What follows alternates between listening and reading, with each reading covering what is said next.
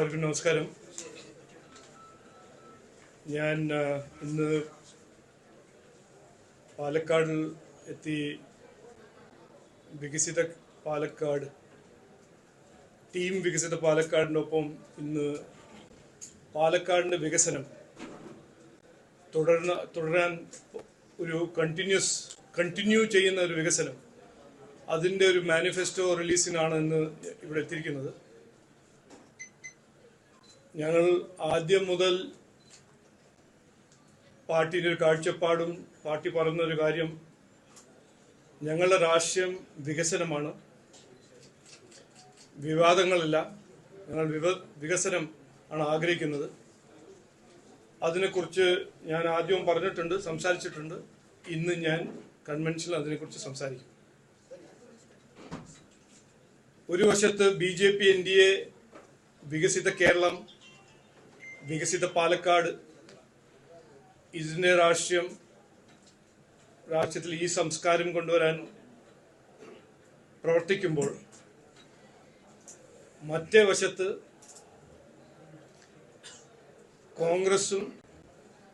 കോൺഗ്രസിൻ്റെ UDF-ഉം CPM-ഉം CPM-ൻ്റെ LDF മാറി മാറി ഭരിച്ച് ജനങ്ങൾ അവർക്ക് എത്രയോ അവസരം കൊടുത്ത് ഇന്ന് അവർ എന്ത് ചെയ്യുന്നു എന്ന് നിങ്ങൾക്ക് എല്ലാവർക്കും കൃത്യമായി അറിയാം, ജനങ്ങൾ മനസ്സിലാക്കുന്നുണ്ട്.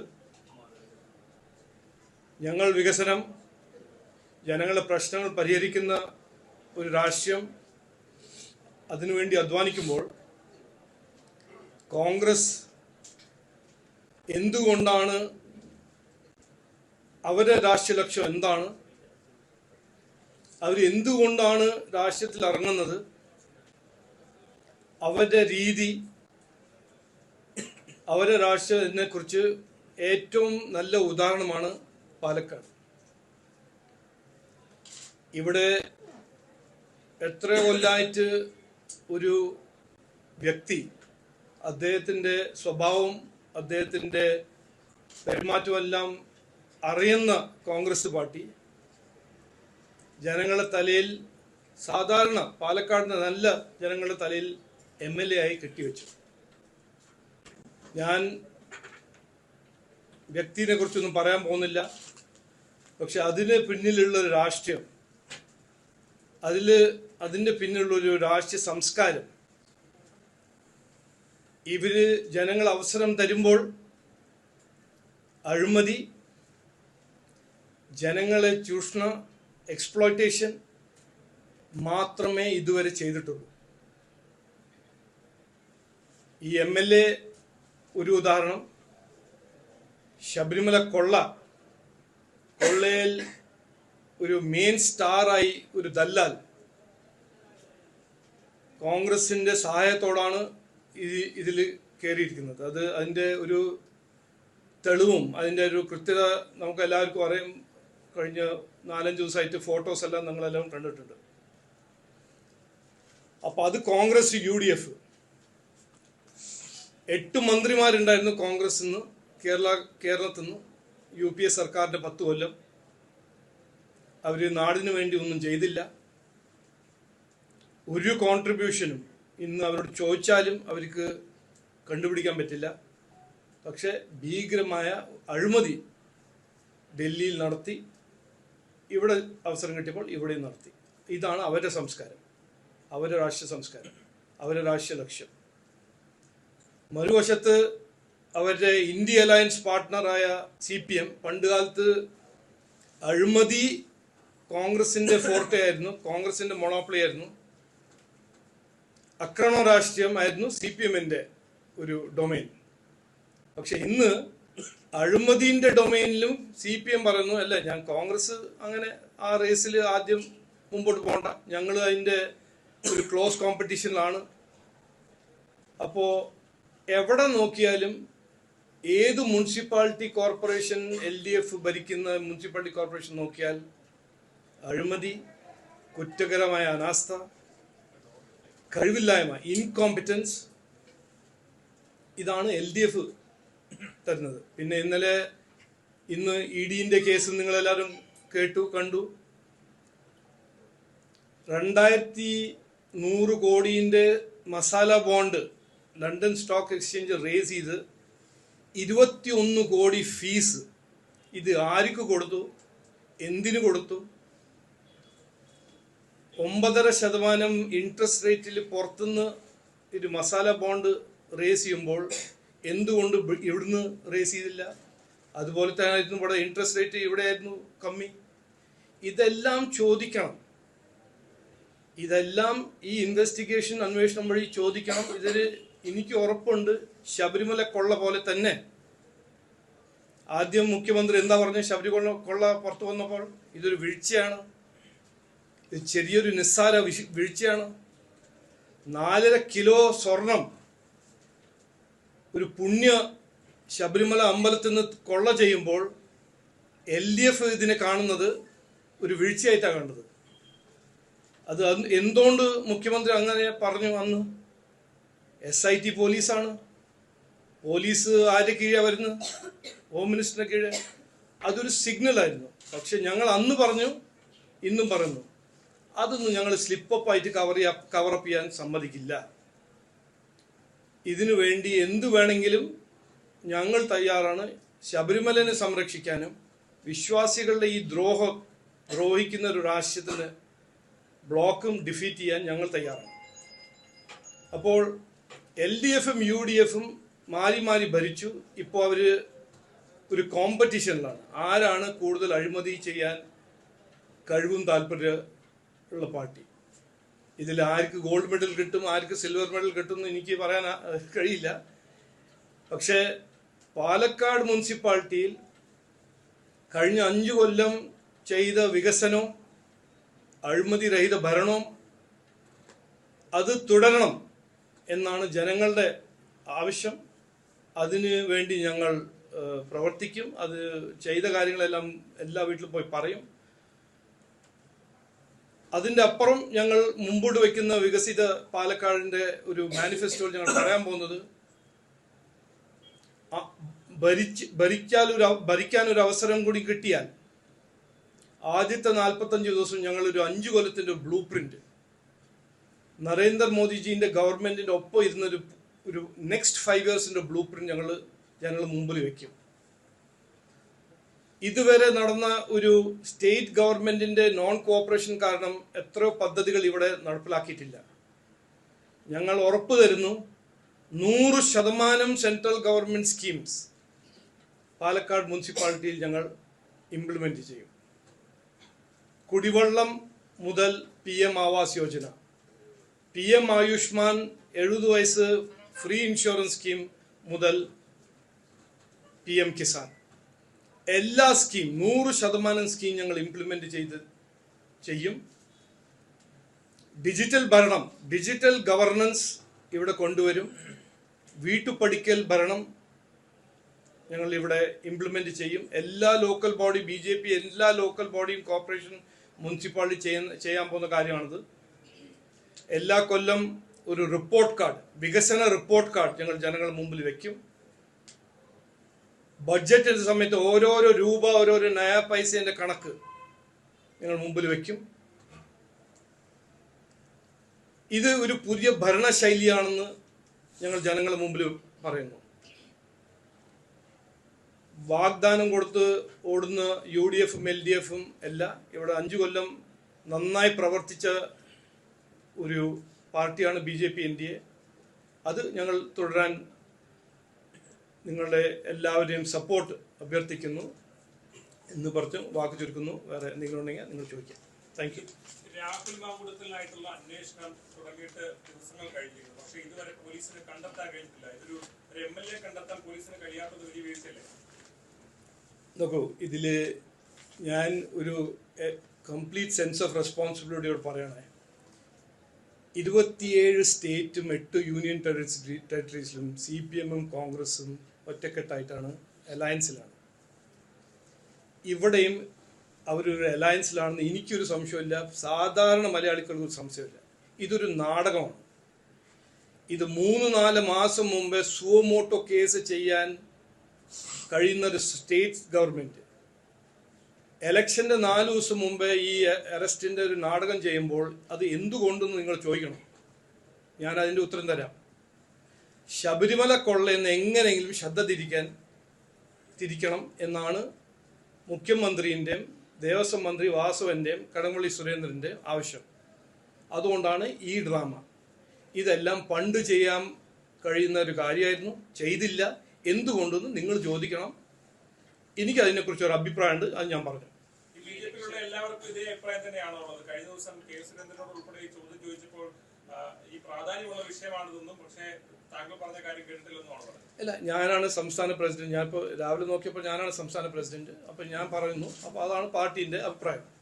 ശബരിമല കൊള്ളയിൽ നിന്ന് ശ്രദ്ധ തിരിക്കാനാണ് ഇപ്പൊ ഈ അറസ്റ്റ് ഉൾപ്പെടെയുള്ള നടപടികളും മറ്റുമൊക്കെ വൈകിപ്പിച്ച് ഇതിനെ എങ്ങനെ നീട്ടിക്കൊണ്ടുപോകുന്നത്? 100% അതാണ് ഞാൻ ആദ്യം പറഞ്ഞത്, ഇന്നും പറയുന്നു.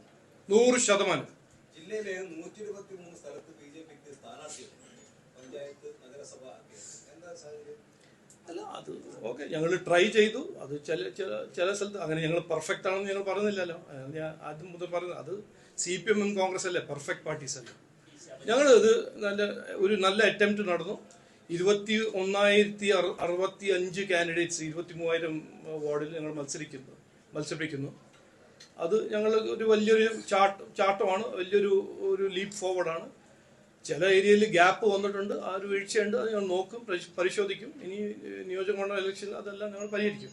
സംസ്ഥാനത്തിന്റെ മുഖ്യമന്ത്രിക്കാണ് EDയുടെ നോട്ടീസ് വരുന്നത്. അങ്ങേയറ്റം ഗുരുതരമായിട്ടുള്ള കാര്യമാണ്, പ്രത്യേകിച്ച് മസാലക്കോട്ട് വിഷയത്തിൽ. BJP ഇതിനെതിരെ തരത്തിലാണ് നടപടി.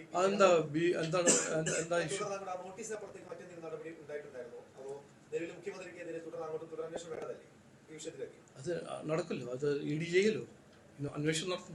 എന്താ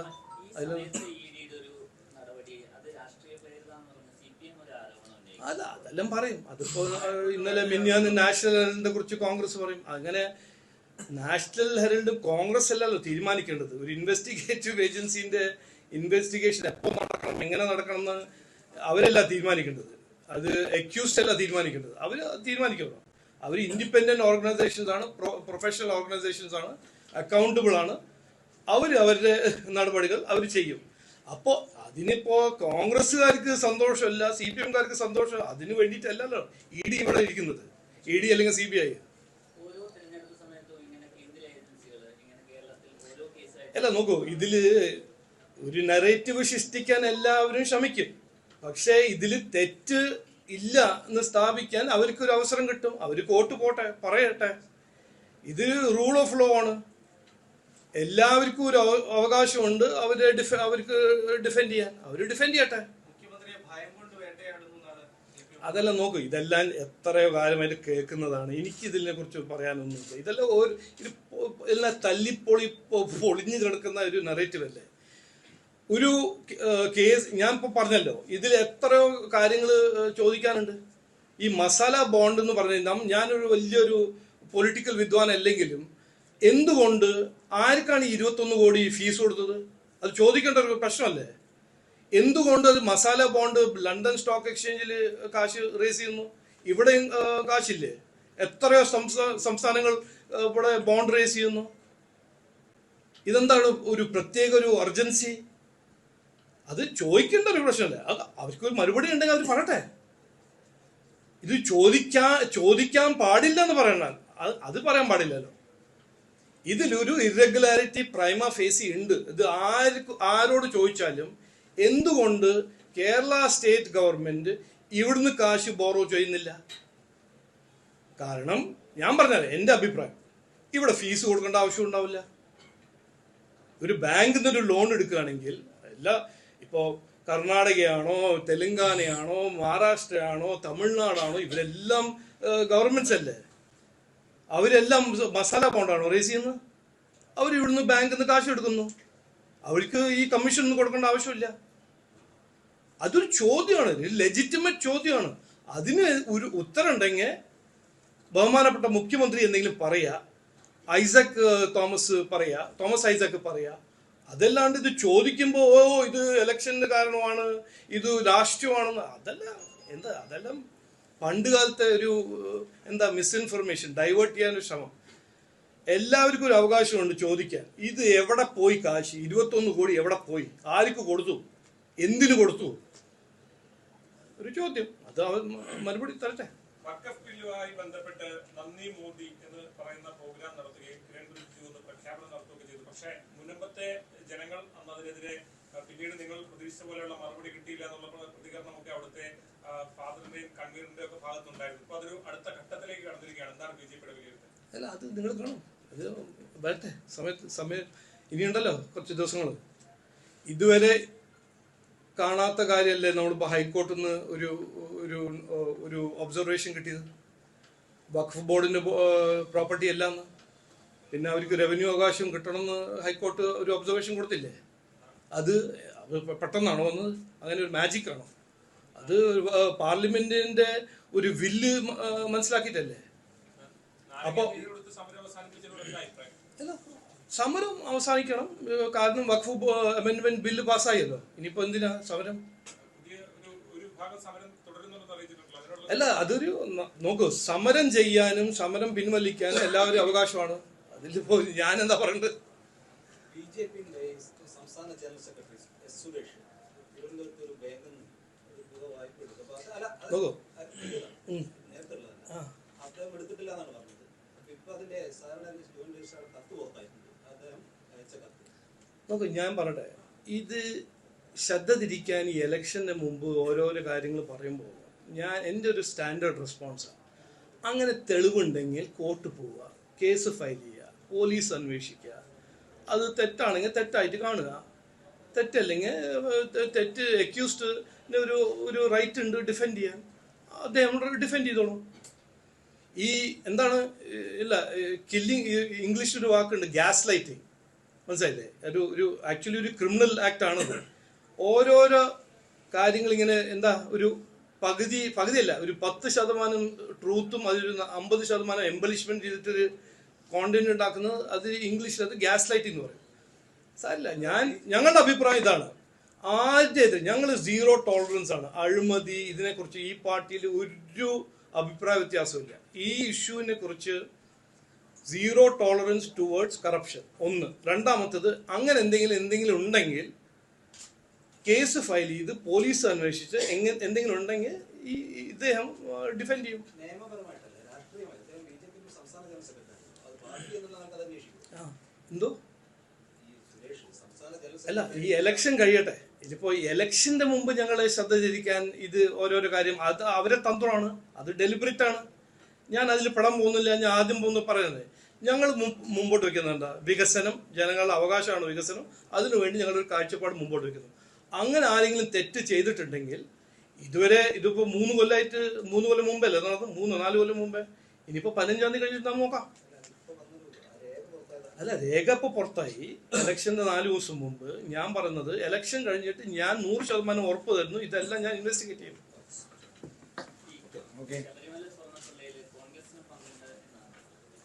100%. ഈ നോക്കൂ, ഞാൻ പറയട്ടെ, ഈ കൾച്ചർ ഉണ്ടല്ലോ, കറപ്ഷന്റെ കൾച്ചർ, ഇത് പെട്ടെന്ന് ഒരാൾ ഉണ്ടാക്കുന്ന കൾച്ചറൊന്നുമല്ല. ഇത് പെട്ടെന്ന് സൃഷ്ടിക്കുന്ന കൾച്ചറൊന്നുമല്ല. ഇന്ത്യയിൽ ഇത് 5-6 കൊല്ലം കഴിഞ്ഞിട്ടാണ്, 2014 കഴിഞ്ഞിട്ടാണ് ആ കൾച്ചർ മാറ്റിയത്. അപ്പോ ഇത് പെട്ടെന്ന് പിണറായി വിജയന്റെ സർക്കാർ തുടങ്ങിയതാണെന്നോ അങ്ങനെയൊന്നും ഞാൻ വിശ്വസിക്കുന്നില്ല. അപ്പോ ഈ ഉണ്ണികൃഷ്ണൻ പോറ്റീന്റെ ഫോട്ടോഗ്രാഫ്, കെട്ടിപ്പിടിക്കുന്ന ഫോട്ടോഗ്രാഫ്സ് എല്ലാം ഞാൻ കണ്ടിട്ടുണ്ട്.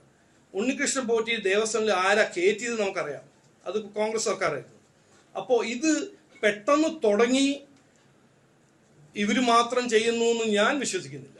ഇത് ഇവര് നന്നായിട്ട് അതിനെ ആംപ്ലിഫൈ ചെയ്തു മുമ്പോട്ട് കൊണ്ടുപോയി. പക്ഷെ ഇത് തുടങ്ങിയത്, ഈ കൾച്ചർ തുടങ്ങിയത് കോൺഗ്രസിന്റെ സമയമാണ്. ഞാനല്ല പറഞ്ഞത്. 2015 നമ്മുടെ മുഖ്യമന്ത്രിയാണ് പറഞ്ഞത്. ഇന്നത്തെ മുഖ്യമന്ത്രി, അന്ന് പ്രതിപക്ഷ നേതാവായിരുന്നു. കോൺഗ്രസിന്റെ അഴിമതിനെ കുറിച്ച് ആരായിരുന്നു വലിയ ഡയലോഗ് അടിച്ചത്? ശകലെങ്കിലും ഉളുപ്പുണ്ടെങ്കിൽ രാജിവെക്കണം ആരാ വലിയ ഡയലോഗ് അടിച്ചത്? അത് നമ്മുടെ ബഹുമാനപ്പെട്ട മുഖ്യമന്ത്രിയല്ലേ. അത് എന്തുകൊണ്ട്? അവിടെ അഴിമതി നടന്ന സർക്കാരായിരുന്നു, അതുകൊണ്ട് പറഞ്ഞു. അപ്പൊ ഞാൻ പറയുന്നത്, ഈ സംസ്കാരം മാറ്റാനാണ് ഞങ്ങൾ ഇറങ്ങിയിരിക്കുന്നത്. അവസാനമായിട്ട് ഒറ്റ കാര്യം, അതായത് ഒരു ക്ലാരിറ്റിക്ക് വേണ്ടി ചോദിക്കുകയാണ്. മുൻപ് സമരം അവസാനിപ്പിച്ചത്, നാരങ്ങാനീര് കൊടുത്ത് അവസാനിപ്പിച്ചത് നിങ്ങൾ സ്വാഗതം ചെയ്യുന്ന നിലപാടാണുള്ളത്. എങ്ങനെയാണ് നിലപാട്? എങ്ങനെയാണ്? ഞാൻ അങ്ങനെ സ്വാഗതവും ചെയ്യുന്നില്ല, ഒന്നും ചെയ്യുന്നില്ല. ഞാൻ പറഞ്ഞത് അവരുടെ അവകാശമാണ് സമരം ചെയ്യാനും നിർത്താനും. ഞാൻ അതിനെ കുറിച്ച് എന്താണ് ഞാൻ പറഞ്ഞത്? അല്ല, നിലപാട് എന്താണ്? അല്ല, സമരം ചെയ്യുന്ന അവരുടെ റൈറ്റ് അല്ലേ, അതിനെന്തിനാ എനിക്കൊരു നിലപാട്? ഒരു വിഭാഗം സമരം നിർത്തി വഖഫിനെ കുറിച്ച് എനിക്കൊരു നിലപാടുണ്ട്, പാർട്ടിക്ക് ഒരു നിലപാടുണ്ട്, സർക്കാർ ഗവൺമെന്റ് എനിക്ക് നിലപാടുണ്ട്. അത് ഞാൻ പറഞ്ഞല്ലോ, അത് ഞാൻ പറഞ്ഞു. ബാക്കി എന്ത് ചെയ്യുന്നു, ആര് ചെയ്യുന്നു, അതെല്ലാം അവർ ചെയ്യട്ടെ. ഈ തിരുവനന്തപുരത്ത് ഒളിമ്പിക്സ് വേദി വരുന്നെന്ന് പറയുന്നത് ഒളിമ്പിക്സ് വെന്യൂ ആക്കും. അപ്പൊ അതില് ഈ CPM-ന്റെയും UDF-ന്റെയും ഒരു പരിഹാസം ഒക്കെ വരുന്നത് എന്താണ് എന്താണ് പരിഹാസം? ഈ പറയുന്നത്? ഇത് എങ്ങനെ നടക്കുമെന്നൊക്കെയുള്ള അത് കുറെ കാര്യങ്ങൾ അവർക്ക് അങ്ങനെ ചോദിക്കും, ഇങ്ങനെ നടക്കും. ഇതുവരെ അവർക്കൊന്നും മനസ്സിലായിട്ടില്ല. അതെല്ലാം ഞങ്ങൾ പഠിപ്പിച്ചു തരാം. ഞങ്ങൾക്ക് ഭരിക്കാനൊരു അവസരം തരാം. അതെല്ലാം ഞാൻ ക്ലാസ് എടുക്കാം. ഈ പാലക്കാട്